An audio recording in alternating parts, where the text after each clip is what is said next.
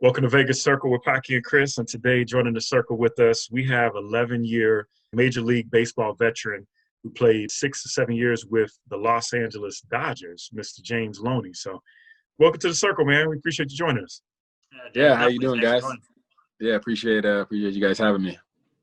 Yeah, so just to start it off, man, I was telling Chris, I said, you are one of the most humble people that I've met, man. I never even knew you played baseball, man. You know, when we had met in Vegas, with our kids playing on the same basketball team. Just a humble dude, man, and always, carried yourself the right way, man. That's why we wanted to have you to come on, kind of show, your organic story of playing baseball and then kind of what you transitioned to now.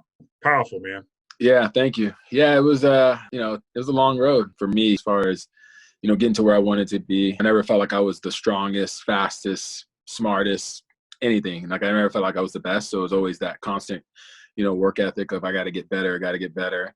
And I think that just carried over into everything else that I was trying to do, whether it was with, family, friends, whatever. Always trying to make those things better.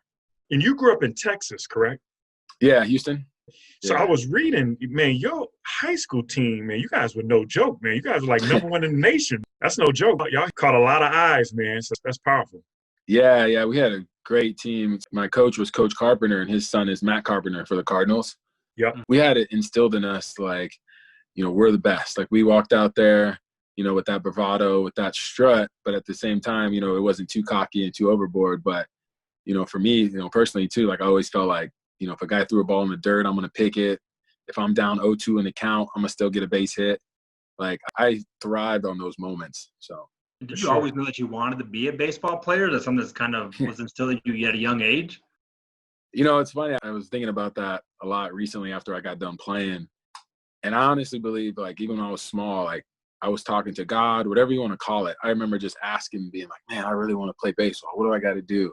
What do I got to do? Like, I was always trying to, find that secret, find, like, how to get there. You know what I mean? And that was always on my mind. So I think that helped from an early age. And even being in elementary school, I remember a teacher, saying, what do you want to be when you grow up? I was like, I'm going to be a baseball player. There's no doubt. Like, there was no plan B. That's good, man. Did you originally start as a pitcher? Is that what I saw? And then you kind of transitioned to first baseman? Well, I did both in high school. You play like 2 games a week, so you can do, I pitch one game and play first the other.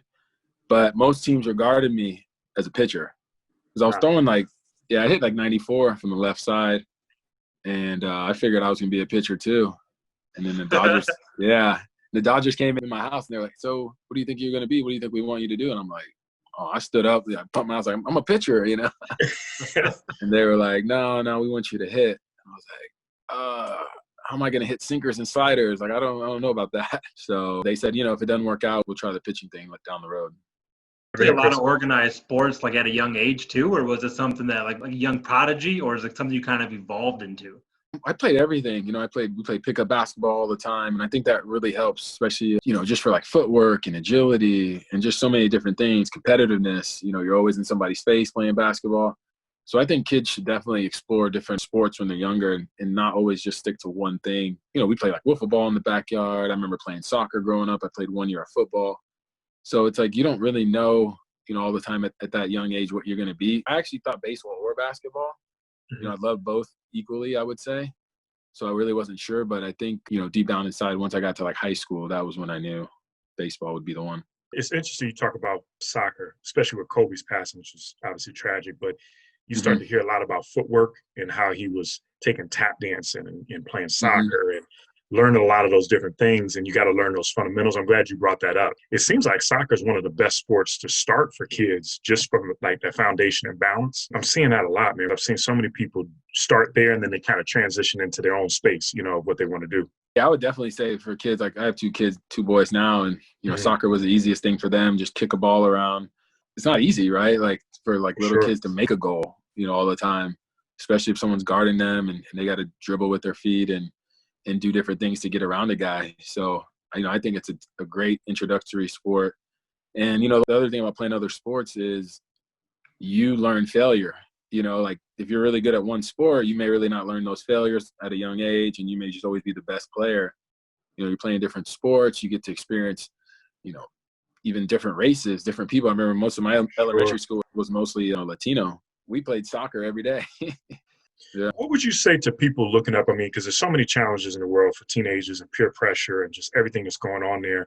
Yeah. What would you tell them, that then when they're not getting support from their peers or their family members and things? Because obviously you played at an elite level for 11 years, which a lot of people can't do. What would you tell them as far as that focus? For me, it's like you got to find what suits you. I think a lot of kids now, they're on the internet a lot, and, they're trying to be cool, and they want to do what makes the most money, or they want to, have the most followers and maybe make money, some other kind of way. And not to say like you can't do those certain things, but it's just not for everybody. That's true. You know what I mean? And you really got to I think you got to go after your passion. And the only way to find that is to try different things. That's how I think you find it. You find a lot of people, they get to a certain place in their life, they're like, they still don't know what they want to do. That's okay. But then it's like, all right, well, maybe try something you haven't tried. That's true. Yeah. Because the passions, man, and I'm talking to so many people. We've had so many different people on, from athletes to business owners, to artists. And it's so funny. They all bring that back. It's like, kind of follow your gut, follow your passions. Your gut kind of tells you everything, on what it is, and just kind of rolling with it, and you just got to do it, for sure.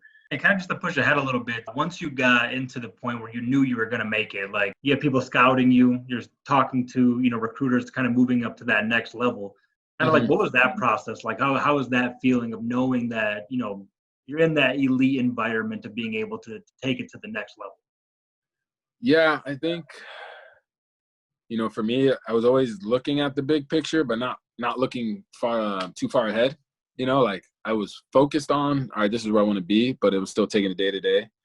So I think it was like, all right, step one, you get drafted in first round. All right, that's cool. But now that feeling goes away for me quickly. Now you get to the minor leagues, right? You got a lot of people that are all in the same boat with you. And then you go up to the single A, then double A, triple A, and it's like you're still not where you want to be, So it's like I was never satisfied, I guess. Even like, you go for a 4-for-4 game, baseball, you come back like the next day. So especially in a sport like baseball, the satisfaction was just never really there for me as far as like, having good games and things like that. I think I was always looking forward to winning a championship. And so that kind of kept me like, all right, that's going to be the hardest thing to do, because that's not just about me. Yeah. It's like, all right, how do we get to that? How do we get there? And I felt like if I ever got there and won that, that's when you would see me just go crazy and like, just, I'd be like, damn, he's wilding out. Yeah. How do you deal with the pressure? Like, for example, I was listening to Mike Tyson just recently, because he's about to come back, in November. And he says it's way different for you to just be in the gym, working out, sparring, compared to being in, an intense arena, in Vegas, MGM or wherever it is, or somebody like yourself where you're playing for the Dodgers in front of all these people and you got to perform. How do you deal with that? Are you blocking these people out, or how do you keep your mind right for that? I think throughout my youth, I had my dad and a lot of great coaches, and, there's things where you talk about, blocking people out and relaxing and staying calm. But I would use, the mentality of, I worked my ass off to get here. They put my name on this jersey for a reason. Yeah. So it's like, I always just felt like, no, I belong here. Like, there's no doubt in my mind. Like, I wouldn't be here if I didn't, you know what I mean? Even when I struggled. So what helped me a lot when I would struggle, especially later in my career, was I'm like, man, like I'm struggling. What do I do? So I'd go watch videos of elite hitters. They struggle too. They ground out on 3-0 pitches. They'll pop out 2-0 pitches. So, I realized, I'm like, all right, these guys get out too. It's like, it's okay. You know what I mean? Like, you can move on to the next day, and I always tell people, like, the difference between like a major league hitter and a minor league hitter is like the major league hitters don't miss like the fat pitches very often, everybody gets out. So it's just kind of knowing like, hey, I'm going to get out. I'm going to tip my cap when you get me on a good pitch, but I'm going to bust you up when you mess up. Got you. Yeah. Because they got to mess up too, right? It's the same thing. If you're going to miss out on an easy one, they have to slip up eventually as well. Yeah, and I think pitching helped me too in that mentality, because I knew as a pitcher, like there's certain counts. It's like I'm not giving in, but at the same time, it's like, all right, I got to try to hit my spot with my fastball. You know what I mean? So, I just knew those kind of things, go in the back of pitchers' minds. And how long did it take you to get that confidence? Like, did you have to work on that, or is it something you kind of always just had, like in most of endeavors? Yeah, I feel like, like there's a lot of things I don't have confidence in, you know what I mean? Like daily things. And I realized that, and I'm okay with that, you know, but I think just from an early age, like sports was something that, you know, I knew I could figure out. I knew that I enjoyed it. I knew I enjoyed competing, you know what I mean? So I think the competitiveness allowed me to grow, allowed me to learn, allowed me to seek out other people for advice. You know what I mean? It's like, no, I want to keep getting better and better. And that's not, you know, obviously that's not in sports, that's in anything, you know, especially as like men, I feel like we're always being, you know, we're competitive, like we'll compete over anything. Yeah. Yeah. So. That's true. Yeah.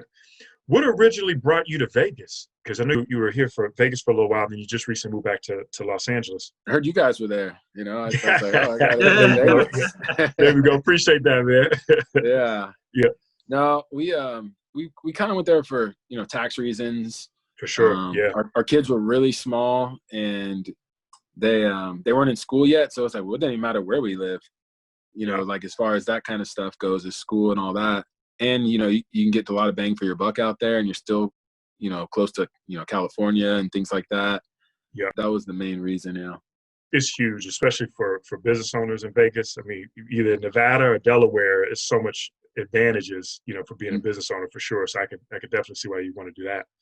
Kind of transitioning a little bit. So you retired last year with the Dodgers. My understanding is now you're working with Gary Vaynerchuk and his team with Vanner Baseball, which just launched in July.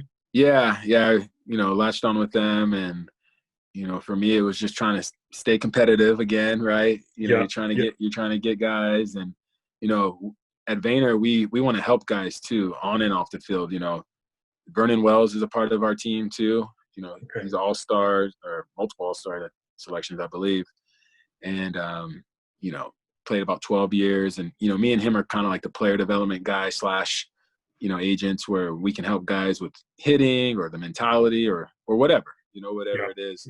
So at Vayner, we're really trying to have like a one-stop shop for everything, whatever you need, you know, whether it's your contract, you know, financial decisions, like I said, player development. So there's a lot of things that are going into it. And how do you see your like transition is going from being a professional, you know, athlete to now dipping into business and trying to make that conversion from doing totally different field, even though it's in kind of the same realm? Yeah, I know. I was definitely a little hesitant at first, you know, after I was done playing and trying to figure out what I want to do and what am I going to enjoy, you know, like what do I want to spend my time doing. And, you know, you really don't know, right? So like I said, you got to try something new. You know, I tried coaching for a little bit. I worked with the Diamondbacks in different areas shortly after.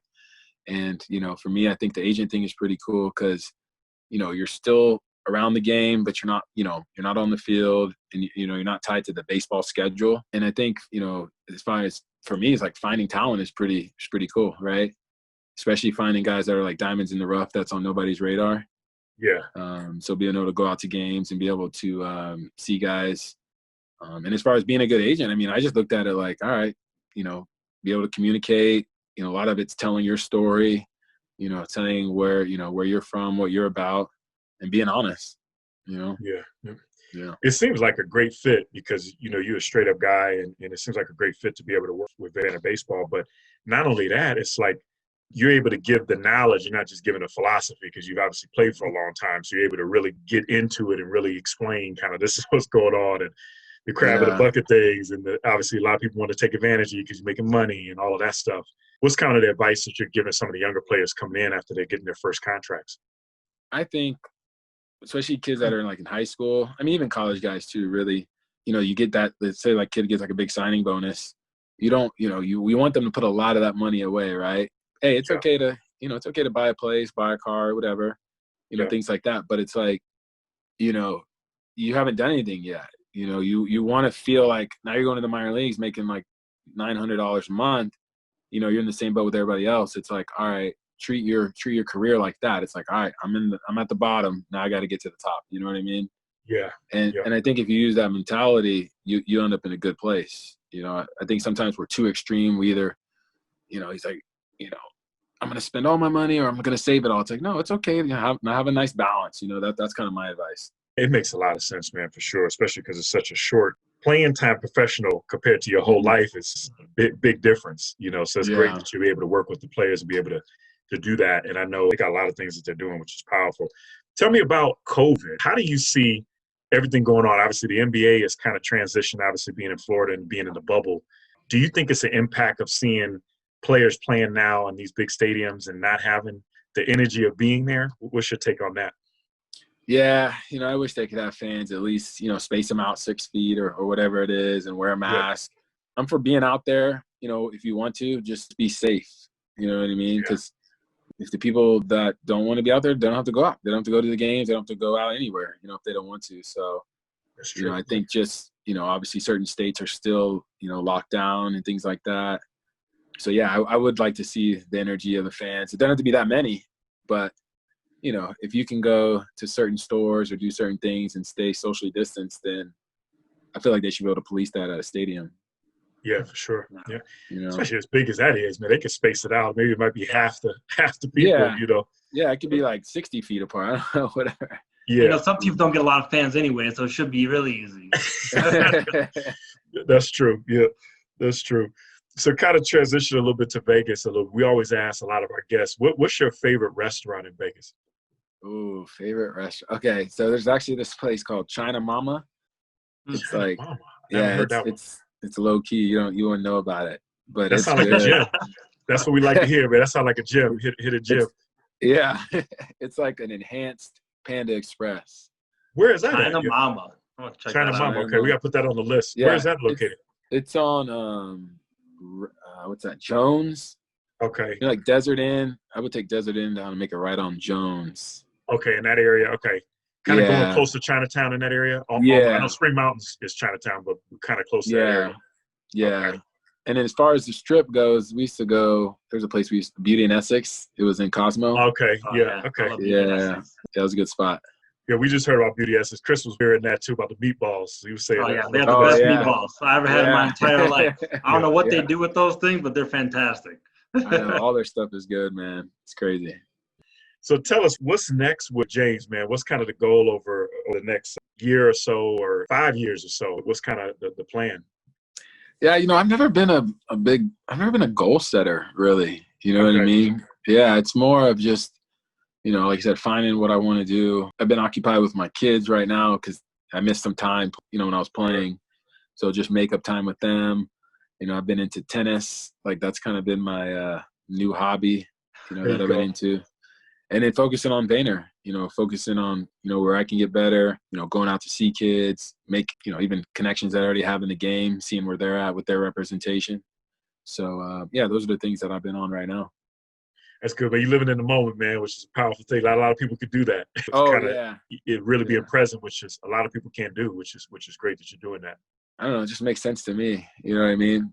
I don't try to overcomplicate it and say, I got to have 20 clients by the end of 2 years, or I got to do this. And it's like, no, just work for it and see what happens, That's powerful, man. Awesome, man.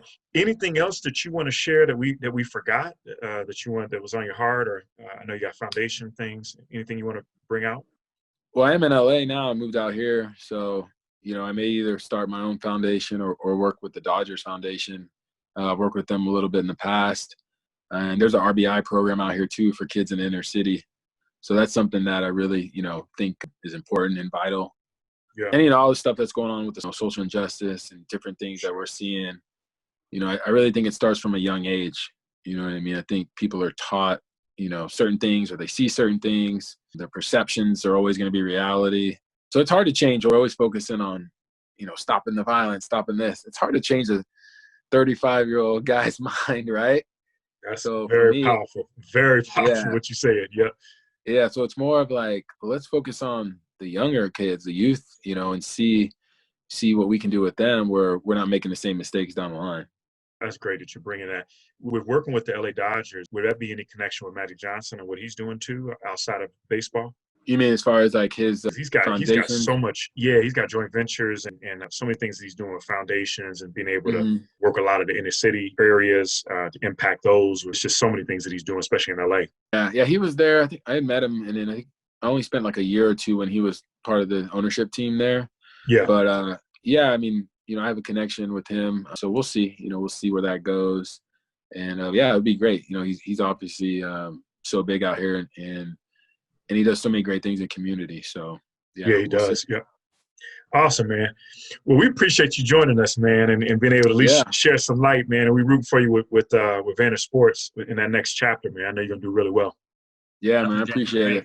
Thanks for Where having can me, people guys. reach you at? Where can people reach you at? Would you be able to kind of shout out to all your social medias and things? And Oh man, I'm so not new to social media, but it's like I'll get on and then I'll get off. I'll get on for like 2 days and I'll get off for a week. So wait, I'm trying to think of my username.